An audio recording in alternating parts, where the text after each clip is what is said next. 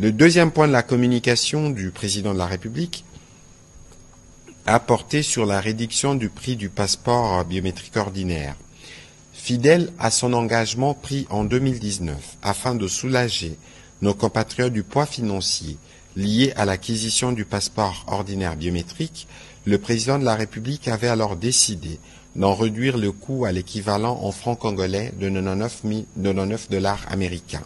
Cette décision s'inscrivait dans une vision plus large de l'action publique, celle de rapprocher l'état des réalités quotidiennes de nos concitoyens en faisant de la justice sociale, de l'efficacité administrative et de la bonne gouvernance les piliers de notre gestion. Aujourd'hui, dans la même dynamique, avec la ferme volonté de rendre ce document essentiel encore plus accessible, le président de la République a pris la décision, après analyse des différents paramètres lui présentés, de ramener les prix du passeport ordinaire biométrique à l'équivalent de dollars américains, 75 dollars.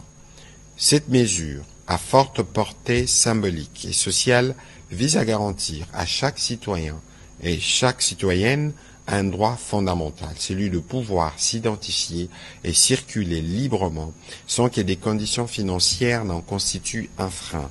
Elle participe également d'une volonté politique affirmée de réformer l'administration au service de la population en la rendant plus équitable et plus inclusive. Son exécution devra se faire avec rigueur, équité et responsabilité en tenant compte des éléments suivants. La préservation des engagements contractuels en cours afin de maintenir la crédibilité de l'État et sa capacité à honorer ses obligations essentielles.